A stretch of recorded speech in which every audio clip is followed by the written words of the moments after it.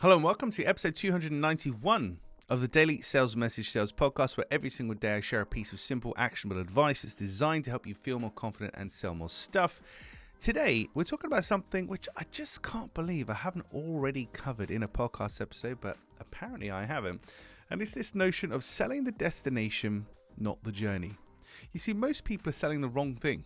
Most people are focusing on the wrong thing in their messaging, in their websites, etc., and they're not connecting with their buyers as a result. It's a simple issue of syntax. Syntax is a posh word for ordering, so just saying one thing before the other. And I'll give you an example. And I use airline adverts as my principal example here. So if you can imagine an airline advert, most of them have the Eiffel Tower, an Australian beach, Vegas, Big Ben and London, etc. in them. They show you the landmarks, the places, the destinations that they fly to. They very rarely put a plane or a plane seat in the actual advert. They do it sometimes, of course, but they don't often. And the reason is they want you to contextually place yourself in the destination, think and feel what it would be like, and use that to excite you and drive you forward to buy. And it's a difference between saying, would you like to buy a plane seat and would you like to buy a holiday?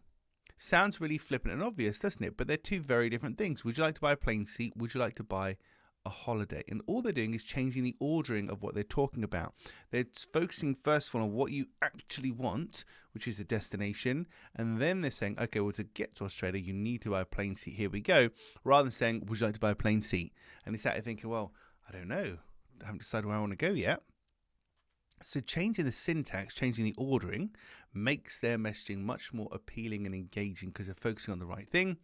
And we need to do the same in your business because you are more likely to be talking about the intricacies of your product or service and the details and going straight into all of the boring details. They're exciting for you, of course, but for your buyer, quite boring. And we're skipping over the fact that your buyer doesn't really connect with you just yet and understand what you're offering. So we need to establish what's the destination in your business. How do you leave people better than when you found them? More often than not, it's actually a feeling or an emotion. Because whether you're selling B2B or B2C, you're selling B2H, business to human, you're always talking with somebody somewhere. Hopefully, AI hasn't taken over just yet. So we're dealing with emotional creatures, and we have to understand what's the emotion, what's the end result, where do they want to be, what does it feel like, look like, what is it like, what's that destination they're trying to get to, understand what that is, and then that's the bit that we talk about.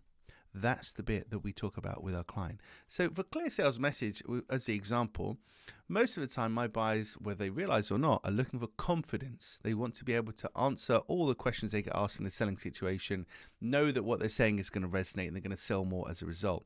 So I talk in terms of being in control, being prepared, not leaving things to chance, having confidence, rather than, would you like a clear sales message, which is too pedestrian. And I'm expecting them to connect the dots when it's my job to connect the dots for them. So the destination of having a clear sales message, yes, you're going to sell more stuff and sales cycle shorten, etc. I get that, but you're going to feel more confident.